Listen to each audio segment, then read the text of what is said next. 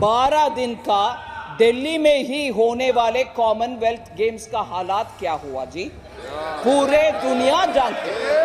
Toilet नहीं बन पाए, फ्लैट्स नहीं बन पाए, कॉमनवेल्थ गेम्स का इतना फ्लॉप शो हुआ, भारत का बदनाम हुआ पूरे दुनिया में।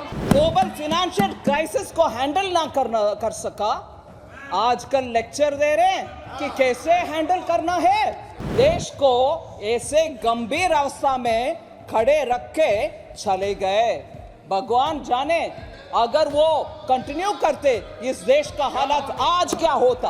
If they have the courage that they've done a good work, they should listen and confront. If they have the courage, they should listen and reply. सुनने का ताकत नहीं है, सुनने का ताकत नहीं है। With the benefit of hindsight, Covid जैसे इतना भयंकर गंभीर क्राइसिस ना था वो global financial crisis. It wasn't as serious as COVID. But still I would want to say, but still I want to say that it was a crisis and a government should have handled it with sincerity, transparency. They started something, they ended up in something else. I want to believe. Sir, this kind of a running commentary doesn't help anybody. If they have the courage that they've done a good work, they should listen and confront. If they have the courage, they should listen and reply. If they have the courage, they should listen to what I'm saying and respond. They don't want to listen. They don't want to listen. उनको सुनने में क्षमता नहीं है, सुनने का ताकत नहीं है, सुनने का ताकत नहीं है, इसीलिए ऐसे बात नहीं करने दे रहे। फिर भी मैं छोड़ूंगी नहीं, मैं बात करूंगी। सर, ग्लोबल फाइनेंशियल क्राइसिस को हैंडल ना कर सका, आजकल लेक्चर दे रहे हैं कि कैसे हैंडल करना है।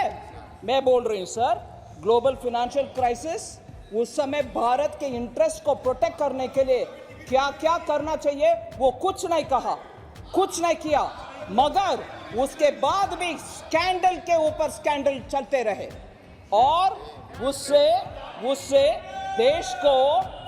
देश को ऐसे गंभीर अवस्था में खड़े रख के चले गए। भगवान जाने अगर वो कंटिन्यू करते इस देश का हालत आज क्या होता। Sir, that is one story of global financial crisis के बाद सरकार ने भारत देश को कैसे बचाया, नहीं बचाया, मगर कोविड के बाद माननीय मोदी जी ने इस देश का कैसे संभाला, वैक्सीन सबको मुफ्त में दिला दिया और देश को प्रोटेक्ट किया, वो कैसे हुआ। और सर, ये सीरियस डॉक्यूमेंट है सर, मैं दोबारा बोल रही हूँ, मैं इसको री-एम्फेसाइज कर रही हूँ, ये सीरियस डॉक्यूमेंट है, इसमें सीरियस विषय है, इसको गंभीरता से ले।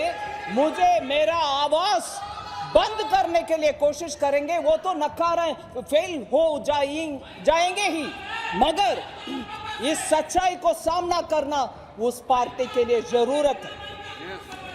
Global financial crisis versus Covid मैंने बोल दिया, डिटेल में भी बोलूंगी शाम को, मगर एक दूसरा एग्जाम्पल लीजिए।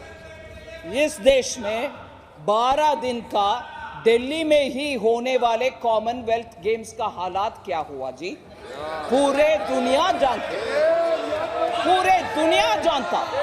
पूरा दुनिया देखा। टॉयलेट नहीं बन पाए, फ्लैट्स नहीं बन पाए, गेम्स विलेज नहीं बन पाए, करोड़ों रुपया का घोटाला हुआ और उसके बाद उसका विपरीत देखिए, कॉमनवेल्थ गेम्स का इतना फ्लॉप शो हुआ, भारत का बदनाम हुआ पूरे दुनिया में। दिल्ली में ही 12 दिन का कार्यक्रम, उसमें कॉमनवेल्थ गेम्स के द्वारा पूरे देश में बदनाम हुआ, पूरे विदेश में बदनाम हुआ हमारा। मगर आज देखिए G20 7 प्लेसेस में पूरे भारत देश में, किसी एक स्टेट को छोड़ा नहीं। आप भी करो भैया, आप भी होस्ट करो, आपके चीफ मिनिस्टर भी उसमें बैठ जाओ और आपके लोकल प्रोडक्ट्स का भी उन विदेशी मेहमानों को दिखाओ, आपके टूरिज्म बढ़ाओ। ये सब करके पूरे देश को साथ लेकर के G20 को इतना शानदार तरीके से चलाया मोदी जी ने। देश का सम्मान विदेश में बढ़ा है, ना कि बर्बाद हुआ। ये कंपैरिजन लीजिए ना, ये दोनों का, ये व्हाइट पेपर उसके ऊपर भी बात कर रही है।